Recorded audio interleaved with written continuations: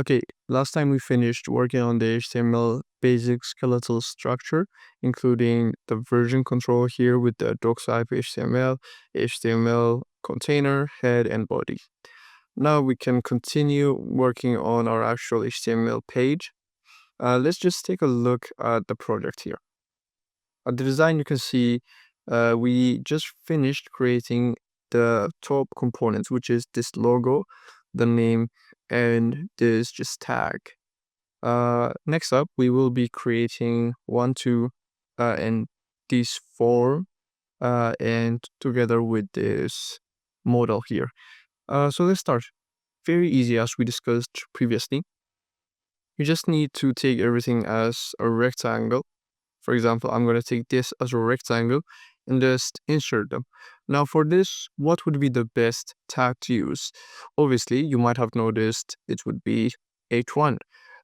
So we can just say H1, and I assume it is enter your dates of birth. Okay, so let's just say enter your date of birth. But okay, so now we can just save it, and I'm gonna right click again, open with live server. Now this live server should open up on the port 500 on the browser here. Okay, yeah, so it is opening up, and you can see enter your date of birth right here. Okay, let's just get the browser, close her in. Let's just remove this and let's continue. What comes after the header? Obviously we have this, right? So we can just select it and we can just copy it from here. You can write it out if you want. It doesn't make any difference. I'm going to go down, and I think since this is a good bit of text, I'm going to use the paragraph, and I'm just going to paste it here. Great. So this just says use the format date months, date/month/year to enter your birthday. Okay. Now at this point, if we go back, we can see in the browser that the actual content is being written and updated perfectly. Now we can move on. We can go here. And now this is, we can't really put this all on its own, considering this is actually a form. So I'm just going to be using a form component to hold everything here. Great. So how do we do that? Let's just create a form here. And we don't need the action currently, since we're not going to be working with any servers in this course. We're just going to be focused on the front end. But inside of the form, we'll need a couple of inputs, right? So this, and this, 3 inputs for the date, month, and the year. Simple. I'm just going to be needing inputs.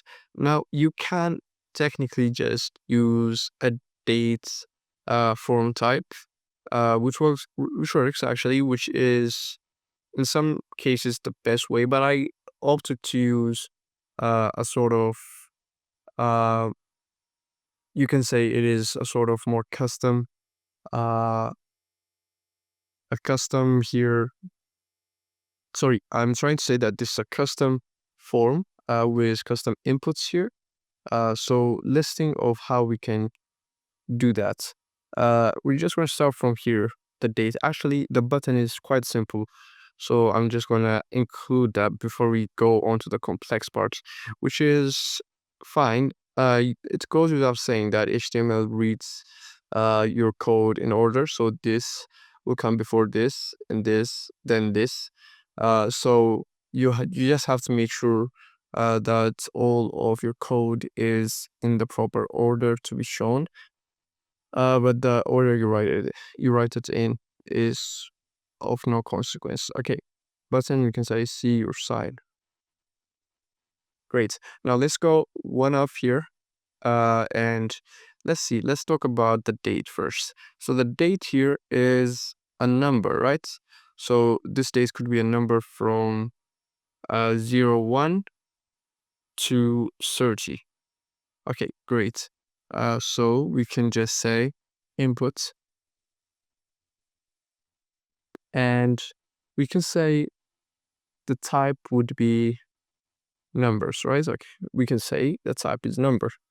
And if we go back here, and actually let's see here, if we go back, we have this sort of counter indicator here, which is quite nice. We can go up and down like this. We can write whatever we want here. We can do 1, 2, 3, 4, or we can say 0, 1, 0, 2, 0, 3, 0, 4. It doesn't matter. The way this actually should work is we can't go below 0, below 1 actually, because the month starts from 1 and ends at 31. And actually, your actual assignment for this project would be to make it work only for up to 29 or 28 for February, and to make it work for only at the point of 30 for most dates and 31 at other dates. Now we're not going to be working on that. Instead, we're just going to be showing a sort of error if that date doesn't exist. But I think that's a cool thing for you to practice on your own. So for now, though, we're just going to give it a max and a min. So let's start from a min. I'm going to say the min would be 1 and the max would be 31 actually, since some dates do have 31. Okay, so we can just collapse everything here. I like to organize my code like this to make it easier to read in the future. So now if we go back here, you can see if I try to submit, value must be less than 31. But if I go 31, it works. It refreshes because there isn't anything working with that, but it does work. So if I go 1, it works. If I go something like, if I try to go above 31, it does work. If I try to go below 1, it doesn't work. If I try to enter 12, for example, value must be greater or equal to 1. So everything here is working. Great. So this is our dates selector, and obviously we could have just used a div and done some manipulating to make it work, but by using inputs and forms here, most of the heavy lifting is being done by the software or the code. Okay, so also we want to make this required, meaning the user cannot submit the form without entering date of birth. Also, we want to place a placeholder, and I'm just going to make this placeholder 0, 1. Maybe let's think of the first dates, right? It doesn't matter what the placeholder is, but we can go now. If we go 0, 3, 0, 2, 0, 1, it works. Not only 1, but actually 0, 1 actually works, and that's fine. But typically in a date, you would want to make it 0, 1, 0, 2, and that would be your assignment. I believe, if I'm not mistaken, there is a sort of attributes to get it working like that, but it doesn't matter currently. You could research it, right? So I want to leave parts of this course for you to research. Now this won't be this code will be scalable and would be able to work without any errors. But some bit of quirky functionalities, like only accepting 0, 1, 0, 2 instead of 1, 2, also working on the max dates for some months, that will be mostly up to you, because it's a good practice overall. Okay, great. So yeah, so we can now continue here. We have our dates, and you see, like, if this did not exist, we could not have known what this was for. This could be the months, this could be the year, we don't know. This could be age, for all we know.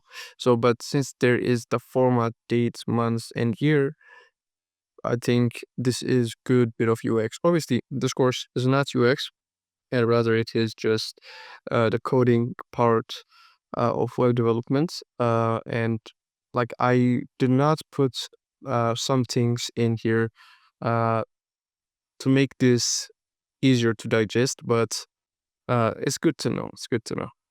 Okay, next up, the February. Now here, okay, let's go add another input here. And what should this be? Obviously, it should be text, but it should also have values, right? So possible values. Uh, we can do that using the pattern, but I think to make it easier for the user, we could say type dropdown. Or okay, it's not type dropdown actually. To create a dropdown is it is a bit uh different. It's not just inputs. You can see there are so many types of inputs actually, right? There's file inputs, there are hidden inputs, which you're gonna actually encounter when the time comes. There are ranges, there are radio buttons, but the one we want is not actually called inputs. Uh, it's actually called, I'm trying to remember here, I think it was select, right? So select. Now inside of the select, we would have some options, like let's say option A, and let's go a bit further down here. Okay, this is just rough. I'm gonna come back to explain it, but let's just see what this yields. You can see A. Great, very nice. Okay, okay, we have the select, but how does this work? Uh, first of all, I would actually want to give this a name. A name is just tells what kind of input this is, right? So this is for the dates, and this is for the months, and we will not be needing an ID. You can have an ID if you want to associate it with some sort of label, but for now, I'm not going to be using any IDs. Since the user already knows the format is date first, month later, then year last. Now for this, let me just remove this here. And there are 12 months, right? So we want to have, let's just remove this. We want to have 1, 2, 3, 4, 5, 6, 7, 8, 9, 10. Now, if you're working in VS Code, there's an easier way of doing this. You could just say option times 12. So it will create 12 options, which is a quick tip right there. So what are the months, right? It's January. I'm just putting this inside of the value. So this is not what will be represented outside, but instead this will be the actual inner value of the selection, right? February. So it's not the text that will be shown. February here. And I like to do it in all small letters to make it easier to work once the value has been sent to the server or your JavaScript or whatever. Yeah, so let's just input this quickly. JavaScript, uh, I meant to say January, February, March. Then we have April, May, June, July, August. Hopefully I'm spelling this right. September here. I think it's September, October, November, December. Great. So hopefully everything is written correctly. Now if we just save and go here to, you can see there are 12 slots. If you count them, it's 1, 2, 3, 4, 5, 6, 7, 8, 9, 12. Actually, okay, it should be 12. I don't know. There are some extra spots. But the point is that it is not actually being shown. So that's not what we want. Instead, what we want to do is we want to say here, let's copy this, for example, January. So we are actually giving it the proper text. And we can just keep doing that, right? Sure.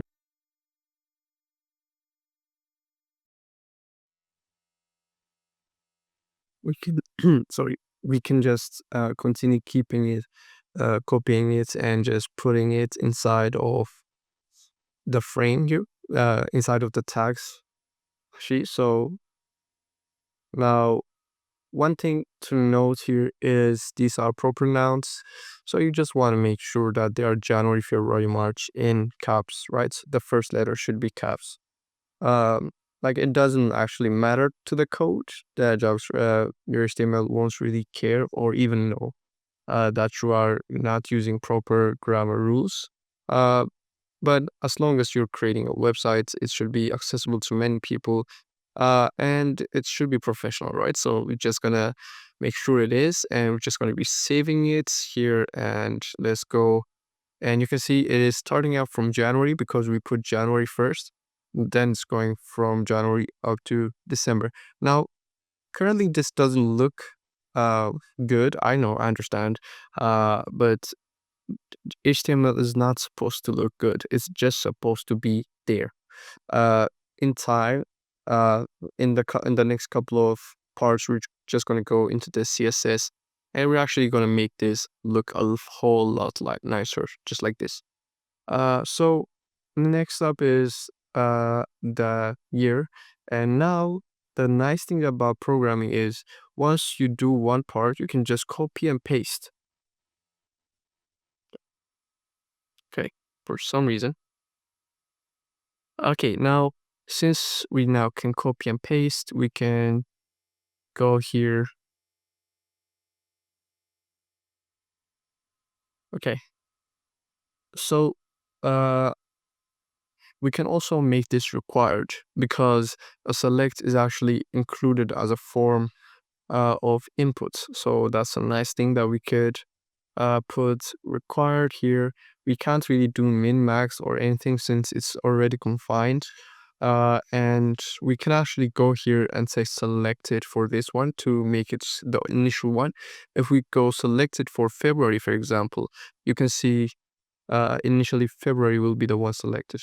But we're not going to make that because just to make sure we can actually put January as the selected one, since we want January to be the first thing shown. Okay, great. So we can now go like this here for the inputs. Now you can see here we have type number, but we want to change the min max for uh the year, right? So for the min, we want to say let's say we can say 1800. Okay, nobody's getting born on 1800. Like so I think the oldest person alive is like 213 years, if I'm not mistaken. So that would be basically like the 18 1810s or 1820s. I'm not sure. Anyway, we're just going to be safe and do 1800, and the math will be this year, right? So 2025. Uh, and in reality, if you're working on such a project, you'd make this dynamic to fit whatever year this is. So for me, I'm just going to do 2026 or let's say 2027. Let's be future proofing. And yeah, 2027, this works quite nicely, even though that's like a year or two ahead. We're almost at 2026, so just to be sure, right? And the placeholder here, I'm gonna make this like a common date would be like 2000, right? Let's just say 2000, the millennium. And the name here would be the year. So this form input will be for the year. Now, let's just save it and see our final result. We have our completed form. Now, if we can go to 1700, for example, we cannot submit it actually because all of these fields are required. Let's just say 1 here or 1 January 1700. Let's just say, you see when we enter now, you see value must be greater than or equal to 1800. Let's just say 2000 right now, and everything is working quite nicely.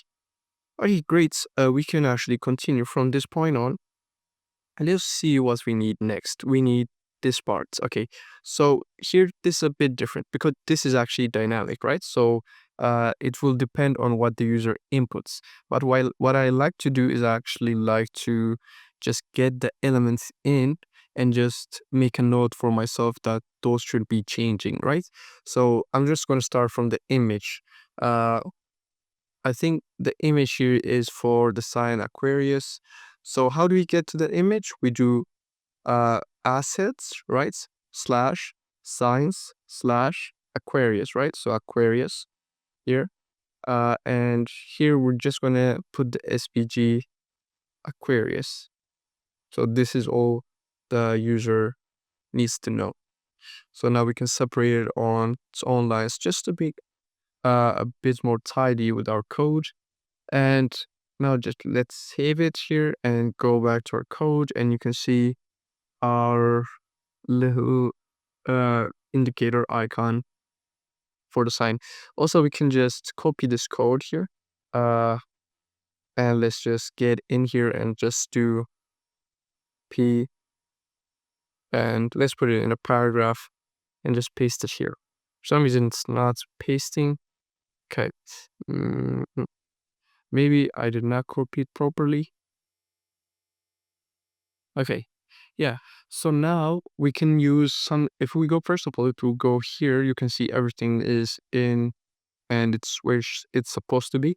But we can actually do a bit of HTML commenting here. So commenting is writing a piece of code that will not actually affect the code. It's like a text that has no effect on the code, but rather it is just there as a note. So I'm just gonna create a comment using this syntax dot here. Now you can see VS Code automatically highlights everything in gray, meaning it will not be read by the compiler here. Actually, I think it's an interpreter. I'm not sure. Anyway, this won't be read by HTML. So you can see it is just an exclamation mark followed by two hyphens for the opening, and for the closing, it is two hyphens followed by an exclamation mark. I'm just gonna make a note here. This image is dynamic, meaning it will change. So I like to do this when I'm just creating the layout. I want to just taste content here, and I want to label them as dynamic. And this text here is dynamic. So from all of the things that we created, only these two are the dynamic ones. Now, if we go here, you can see it's not showing up anywhere because the browser is not actually reading it. If we right click and inspect, actually, we can go to the elements here and go, and you can see this image is dynamic, this text is dynamic, but it's not showing up anywhere because it is not actually being read. It's like a mental notes you put for yourself, or for developers, or for other people that you work with. So getting into commenting won't hurt. It's a good practice to comment parts of your code that you might forget next time. In this case, we could have forgotten to edit this part out.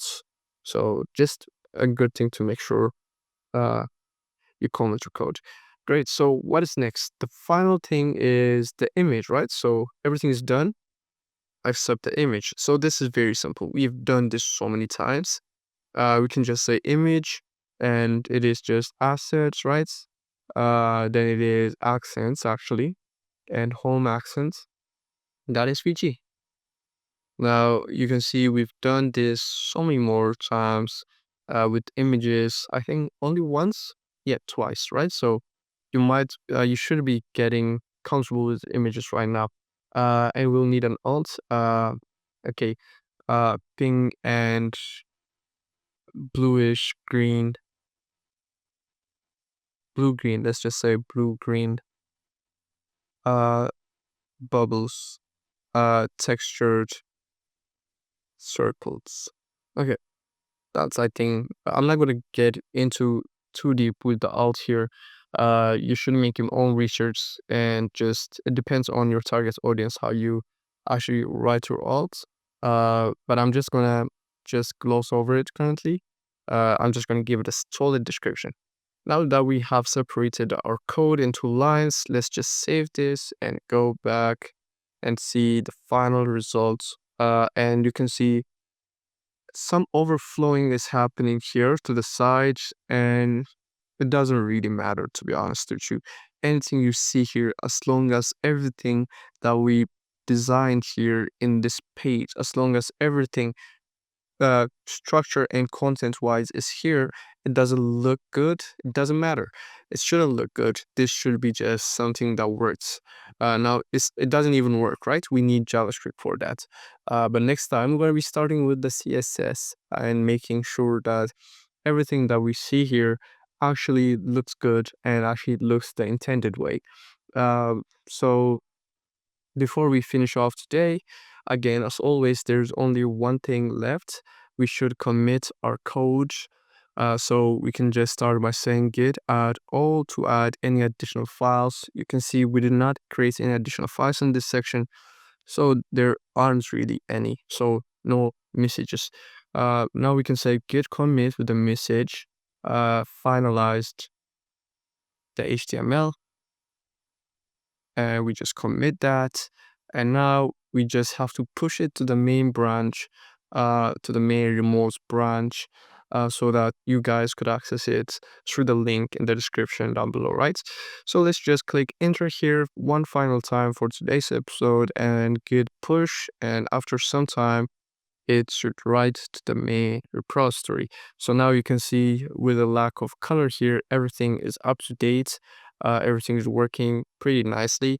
It's a simple HTML file, like 67 or 68 lines here. And the 68 actually, the additional line comes. It's just good to have an additional line because people may be reading this website through uh, maybe a programming language like C#, C++, Python. And through experience, I think having an extra line on all of your code, like I believe I did it here as well, just makes it easier when people decide to do that. Hopefully people decide to do that for educational purposes and not to hack you or anything. But yeah, thanks for watching. Next time I'm going to be continuing by going into the CSS, which is one of the most frustrating parts, but I'm going to try to make it as simpler for you as possible. Again, thanks for watching. Meet you next time.